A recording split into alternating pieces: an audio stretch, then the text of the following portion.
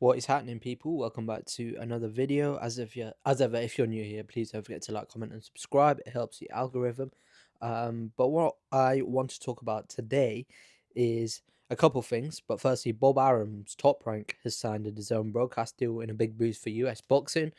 That is indeed a very big boost for US boxing. I don't think it's um, confirmed by either um, Top Rank or DAZN, but it's been reported by the Ring Magazine, who usually are quite correct with these things. Mike Coppinger and also Talksport have done a big piece on it as well. So um, I guess, yeah, I mean, they had their last show in July, and since then they've been in negotiations with a lot of different broadcasters over what platforms larger on American shores will land. So, I think they were in contact with maybe renewing that deal with ESPN, Netflix. They were on an ad streaming service on Roku called Top Rank Classics, just trying to keep a bit of revenue and cash flow coming in. But after 8 months of searching, um, the Zone will partner with Top Rank in a deal worth close to $10 million each year. Um, they are going to be paid a licensing fee of $1 million to $1.25 million, which per fight, I guess it doesn't seem like a lot, but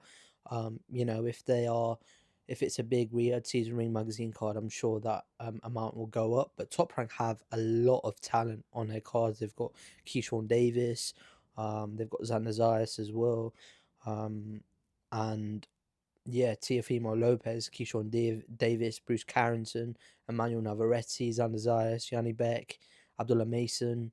Um, they've just invested in Richard Torres Jr., Jared Anderson. So a lot of talent. And I guess one of the things that might work against them is the lack of TV dates. I think it's a minimum of 10 a year, which, if you compare it to Matchroom's recent extension, it's a minimum 30 fight cards a year. But I mean, Top Rank in recent times they've loaned their fighters out to other promotional outfits. So, um, Teofimo Lopez, Shakur Stevenson. I think Shakur was a Matchroom, is signing a Matchroom, Teofimo under Top Rank, and that was put together on the Ring magazine. So they've done well in sort of not letting go of the opportunities for other fighters. And I think, throughout Top Rank's career, that's what they've been good at, is giving fighters the opportunity to go out on other platforms and, go do their thing.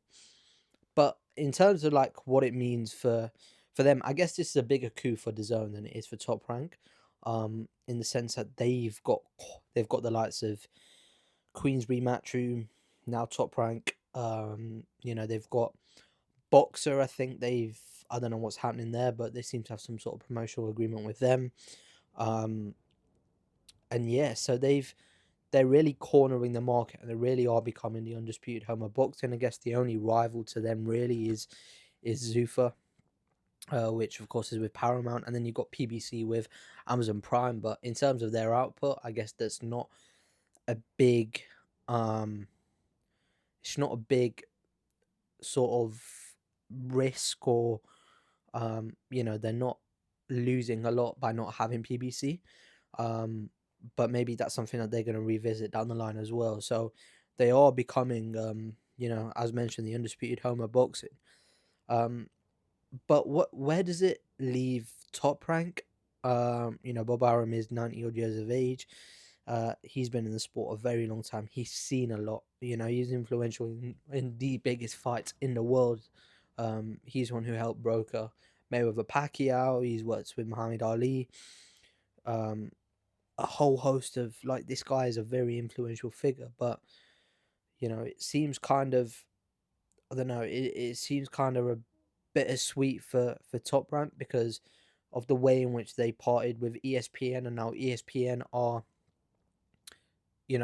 they've signed a deal with Jake Paul, putting on the women's card. So yeah, and that figure that they made from ESPN is nowhere near the amount they were making from the Zone. I think figure with ESPN is close to about 30-40 million. No, I think it was $80 million a year actually. So quite a big jump. So yeah, but I guess just to finish concluding thoughts, I guess they'll caveat that by saying, we are going to continue to allow fighters to fight on other platforms. But another thing I wanted to talk about is the Ali revival hacks. Now, there was a really interesting article on Boxing Insider.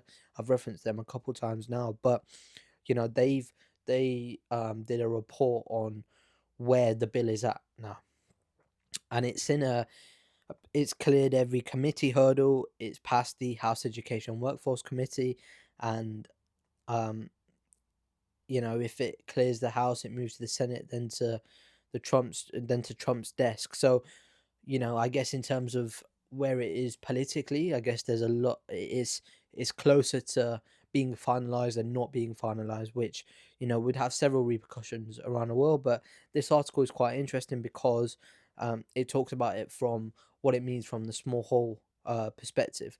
Um, I've spoken a lot about UBO, the Unified Boxing Organization, where sort of keeping it under one entity authorized to promote events. I've spoken a lot about that previously, but I guess what does it mean for small horse shows? Does it mean that that they're sort of priced out? Does it create the barrier of entry higher? Does it um mean that the does it mean that you have to have a certain financial commitment to even enter the sport? It's just, yeah, really interesting. Really, really interesting.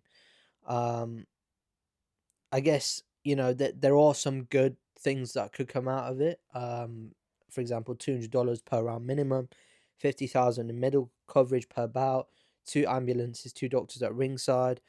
Um, I uh I mean, there are still a couple of amendments that need to take place. So you've got, um, there needs to be at least one fight for contracted boxer every 6 months, or a guaranteed $2,000 per month during any period of inactivity. Um, so look, I guess this is good for the fighter, but in terms of those people who are putting on um, in terms of those people that are putting on, the smaller hall shows, I guess it's not financially viable anymore. It's gonna become harder for them to put it on. And this article raises an interesting point in that it touches upon the settlement dispute between the UFC and the fighters. For anyone who doesn't know, there's a $375 million settlement that um you know between the 1200 MMA fighters and the UFC. Now, if this goes through, um any sort of attempt to for fighters to seek retribution from maybe some misgivings that they've experienced might go, um might the TKO might turn around and say, well, it's all viable, it's all legal.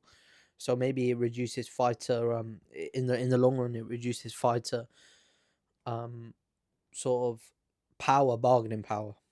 um and they can say, well,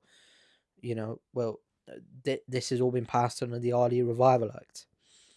Um, and it's quite interesting because Brandon Glanton came out and sort of defended Zuffa Boxing in a way. After he fought against Joe Apataya, he said, I've been looked after very well. I've From everything down to nutrition to recovery to the performance center to everything else. So yeah, I don't know. I guess with something like this, only time will tell.